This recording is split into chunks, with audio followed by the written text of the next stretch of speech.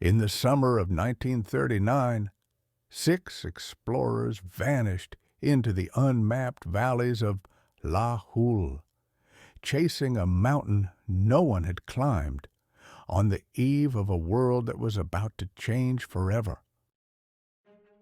Hey, glad you're here. Welcome to the Himalayan Journals.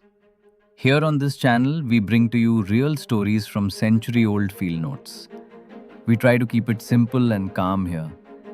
Think of it as a documented history of the Himalayas from the early 1900s, covering stories of indigenous wisdom, epic expeditions, and groundbreaking science passed on just as they were recorded.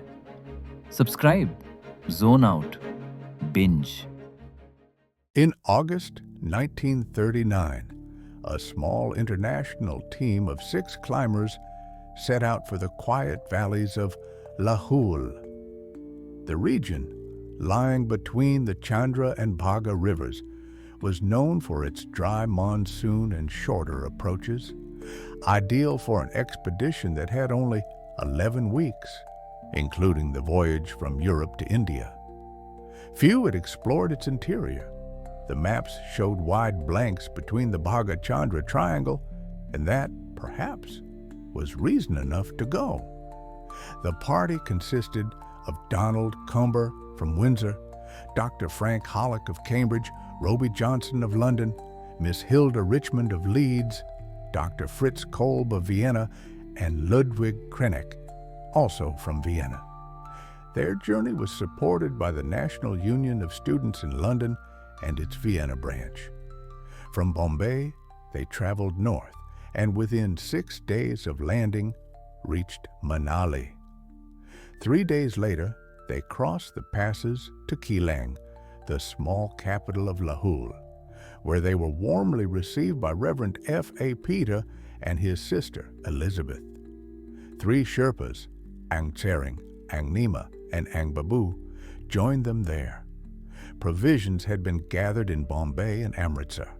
An advance party, Hollick and Kolb, had gone ahead 2 weeks earlier to reconnoiter and even reached 18,000 feet on M10, though they had no time to finish the climb. When the full team arrived in Keylong on 25th August, they turned toward the Milang Valley, bound for a peak marked 21,380 feet, Mulila, the highest, in Lahul. The early stages were filled with the trials of travel. Mules carried their loads until the Bhaga River, which could not be forded. Then came 20 coolies from the villages, light-footed and cheerful. The bridges of the region, slender lattices of birch twigs, were perilous crossings. At Yotse, they built a rope bridge of their own, sending a sheep first to test it before moving the gear across. By the 28th of August, they reached the glacier, a wilderness of steep ice and boulders. The Dartse men moved nimbly, barefoot in straw sandals. Their base camp, set on a high moraine at 14,400 feet, overlooked the 9-mile sweep of the Milang Glacier. The place was sunlit, dry, and still, with water close by. On the 1st of September, the real climbing began. 2 parties set out, Richmond, Johnson, Kolb, and Ang Tsering for M10, Krenek, Kumba, Hollick, and Ang Babu for M1. Both summits were reached the next morning under fair skies. The climbs were simple, except for the last ice ridge of M10. From their vantage points, they could see the ridges of Mulila and the red rock towers across the Koa Rong Glacier, mountains that looked as severe as the Dolomites. Mulila was next. Its southern icefall was the obstacle. On the 5th of September, after slow work and heavy loads, Camp 1 was pitched at 17,000 feet. 2 days later, after establishing a higher camp at 18,800 feet, the weather cleared.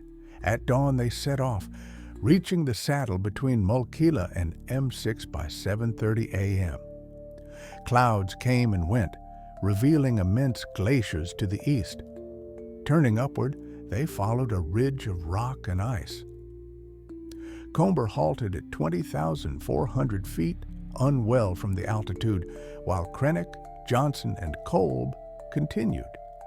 They reached the summit at 2:10 in the afternoon, 21,380 feet high, the silver god of Lahul. Mist surrounded them, and they saw nothing of the world below. They descended quickly, reaching camp by nightfall. The next morning, the weather turned bright, and a council was held. It was decided that M7 would be their next climb. On the 9th of September, they advanced up the southern branch of the glacier, building a tiny platform for their tents at 19,200 feet. Snow and wind battered them through the night. The next morning, they set out through deep snow, cutting steps up the icy slopes. The final section was steep, but by 2 in the afternoon, Kolb and Halleck had stood on the top, 20,800 feet, again in clouds. 2 days later, as they rested at the base camp, a messenger arrived with grim news. War had broken out in Europe. The team gathered and decided to end the expedition. Plans to climb in the Keylong Valley were abandoned. Kolb went down to Keylong to confirm the reports and find porters for their return. Then came the tragedy. On the 14th of September, under a clear autumn sky, Miss Hilda Richmond went out alone to collect plants.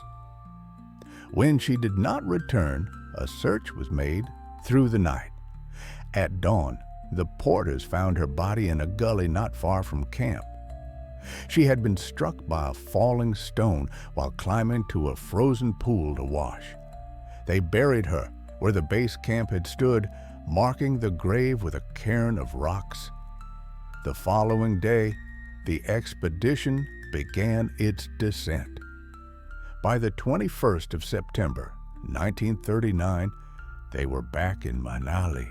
Their journey through the mountains of central Lahul ended, brilliant in discovery, shadowed by loss, and overtaken by a world now at war.